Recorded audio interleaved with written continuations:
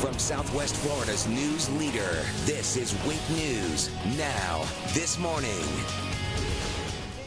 Well, venting on Facebook about your boss or your job has gotten a number of people in trouble with their employer. You've heard stories about getting fired for personal thoughts on a personal page. So to tell us about some of the do's and don'ts of social media behavior, employment attorney David Potter is here this morning. Dave, thanks for coming in. Thanks for having me. Let's start with the employer, us as a person. We go home, we're upset, we're angry. Right. Common sense is probably your #1 rule here for what you should and should not post on Facebook. That's absolutely correct. As an employee, what you need to think about, you need to be very careful about what you say online and how you say it. And so, for example, expletives about your supervisor, political rants, racy jokes, things like that are things probably better kept for private conversations with your spouse or with your close friends. Just because you can say something online doesn't necessarily mean that you should. You know, bite your tongue. And just like you would at work. Exactly. And there are cases, you're telling me about one in Connecticut, where this got somebody in trouble. Right. There was an employee up in Connecticut who was upset with her supervisor. She posted some things on Facebook about it. Her employer found out. The employer fired her. And then the National Labor Relations Board, the NLRB, which enforces the National Labor Relations Act, which provides certain protections to employees, stepped in and said, you can't do that.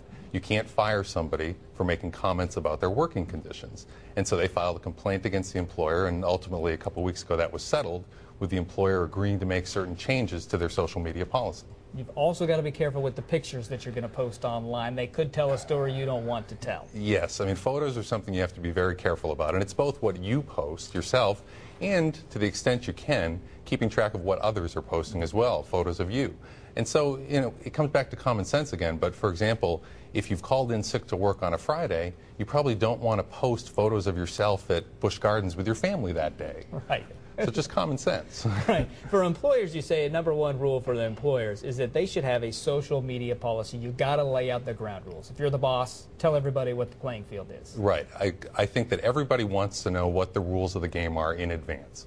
And so for an employer, that means coming up with a social media policy. What's okay, what's not okay, tell the employees about it, make sure the supervisors understand it, and that it's enforced uniformly. So there's not a situation where you want to discipline an employee who then says, I didn't know that I couldn't do that. And they feel like they're singled out, and that can create problems. And you want the employer to be careful with their discipline as well. Yes, I mean, the case we talked about up in Connecticut, you have to be careful if you see that your employee is posting negative comments about work or about the supervisor online.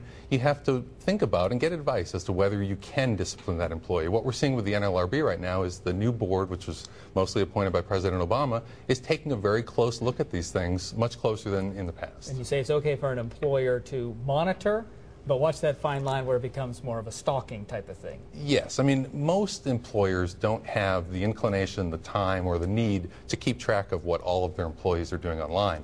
That said, there may be times where you have a legitimate reason to want to know, to want to check. You might do that. That doesn't mean you should go back to your employee and say, you know, I saw that you went out to dinner with your boyfriend on Friday night and you went out with your niece and nephew on Saturday. They may take that the wrong way. Yeah. All right. Common sense on both sides. Yes. All right, David, thanks for coming in this morning. We're right back. Top stories, weather and traffic.